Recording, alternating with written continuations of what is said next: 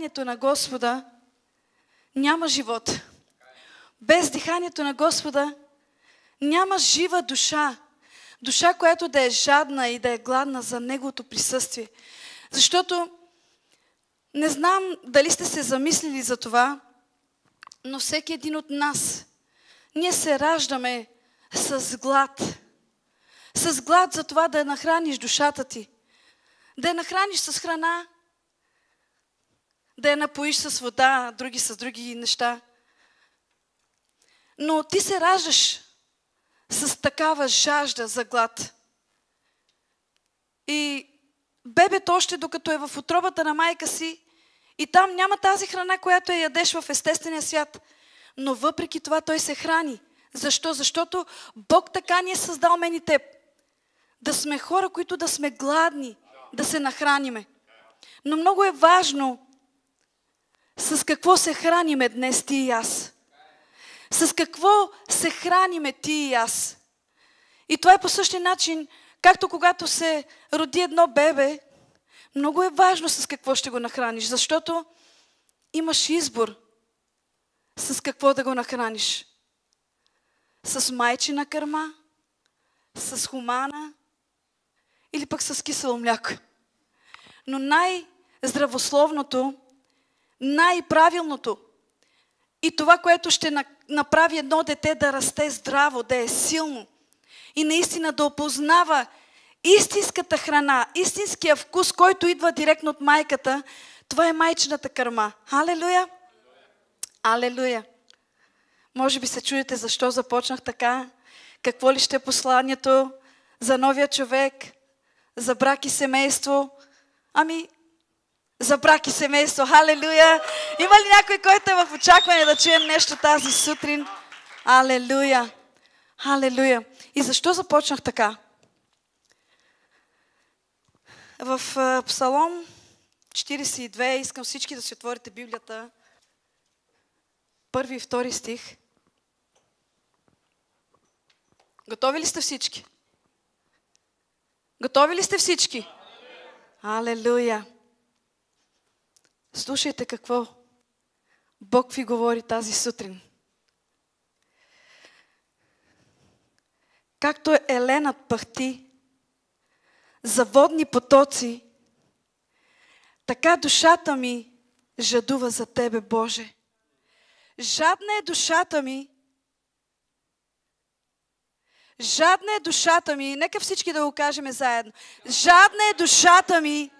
О, жадна е душата ми за Бога, за живия Бог. Кога ще дойде и кога ще се... О, жадна е душата ми. За кого е жадна душата ти? За кого е гладна душата ти? Жадна ли е душата ти за Господа? Гладна ли е душата ти за Неговото присъствие?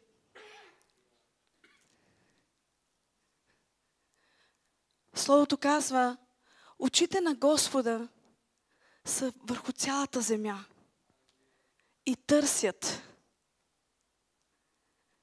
Бог търси. Бог търси. Какво търси Господ? Търси жадна и гладна душа. На първо място за Него, за Неговото присъствие. Какво търси Господ? Търси някой, който да го обича, който наистина да го желае. Знаете ли защо? Защо търси Бог някой, който да обича? Защото всеки човек, заради тази свята любов, която не идва от теб, не идва от мен, но любовта идва от Господа, защото Бог е любов и Бог живее в теб. Бог търси някой, който да обича. И виж, Бог търси. И какво търси Бог днес? Посланието, което идва към теб и заглавието ми е просто любов. Просто любов. Какво търси Господ днес? Бог търси мъже и жени, които да обичат. Да обичат толкова силно, че да не се откажат, да не се отказват от брака си, да не се отказват от децата си, да не се отказват от мъжете си, от жените си и да спират да чакат. Достатъчно мъже и жени сте чакали. Чакали сте някой друг да направи крачката. Чакали сте нещо да се случи, нещо да се промени. Достатъчно сте чакали някой вместо вас да се смири. Достатъчно сте чакали някой вместо вас да се моли. Достатъчно сте чакали някой вместо вас да каже ето ме. Достатъчно сте чакали някой вместо вас да се смири, да прости и да обича. Но днес посланието, което идва към теб, е, че ти си този, ти си тази, заради тази любов, заради която не трябва да се отказваш. Колкото и зле да е положението, колкото и сякаш за теб да е без изход, без решение, знай, че ако ти не се откажеш, Бог ще те подкрепи. И ще изпрати своята слава и присъствие да те употреби за брака ти, за семейството ти, за децата ти, за живота ти. И Бог е този, който ще работи чрез теб. Знаете ли, преди години аз имах неща, за които стоях пред Бога и се молех за тях. Молех се за мъжа ми, молех се за децата ми, молех се за мен дори самата. Бог да ме направи да бъда смирена, Бог да ме освободи от гордост. Молех се за много неща, но знаете ли, днес, когато преглеждам този списък от молитви, които аз съм издигала пред Бога, аз вече не се моля за тях. Защо? Защото дойде времето, в което аз да спирам да се моля за неща, които се молех преди.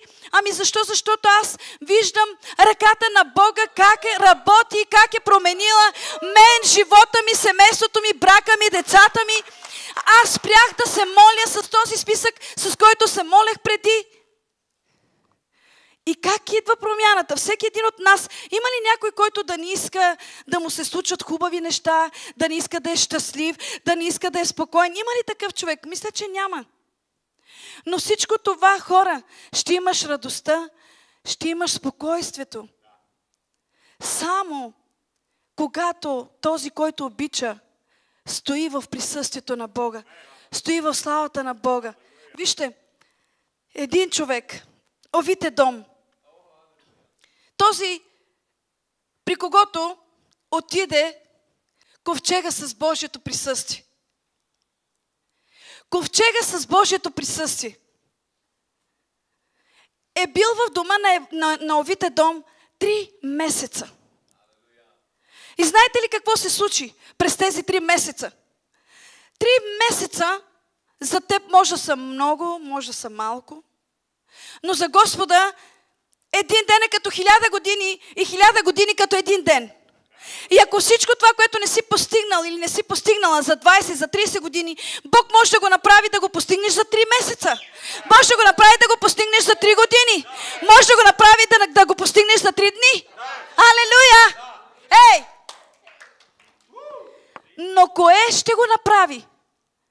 Само присъствието на Бога. Искаш присъствието на Бог? Но знаеш ли, присъствието на Бога ще те промени и ще промени всички, които са около теб. Само тогава, когато присъствието на Бога стане за теб начин на живот. Не само от неделя до неделя. Защото аз, колкото и да съм помазана, пастора, колкото и да е помазан, ще те помажа, ще се моля за теб, мога да се моля за теб цялата служба, но като излезнеш, ако ти не вземеш това помазание и за теб да остане като начин на живот, то няма да има сила, хора. Казвам го от лично преживяване и това, което лично Бог направи в моя живот и в живота на семейството ми, на брака ми. Какво се случи в дома на Овитедом? Всичко се промени. До вчера тези хора вътре се карат, бият се, спорят, не могат да си разделят едната крава, не могат да си разделят килограм мляко. Всеки казва, това е мое, аз съм се потрудил. Жената казва, не, аз правя повече от теб. Мъжът оттам казва, не, аз съм мъжа. Жената оттам казва друго. Децата казват трето. Никой никого не слуша, никой никого не почита, никой никого не следва. Имаше хаос. Истината е, че когато няма Божието присъствие, има хаос. Когато няма божествен ред, има хаос. Когато няма божествен ред, няма следване, няма покорство. Всеки сам за себе си е шеф. И какво се случва? Отива някой да съобщи на цар Давид. Давид! Знаеш ли какво се случва? Знаеш ли какво се случва в домът на овите дом? Тези хора до вчера се биеха и се караха. Сега там цари мир. Сега там децата на овите дом. Те се молят, те се покланят. Те пеят хваление на Господа. И вместо една крава, той има цяло стадо. Вместо 1 килограм мляко, сега не му достигат съдовете, неговите съдове на домът му и съдовете на комшиите да ги напълни с мляко, защото това е обещанието на Господа за теб и дома ти.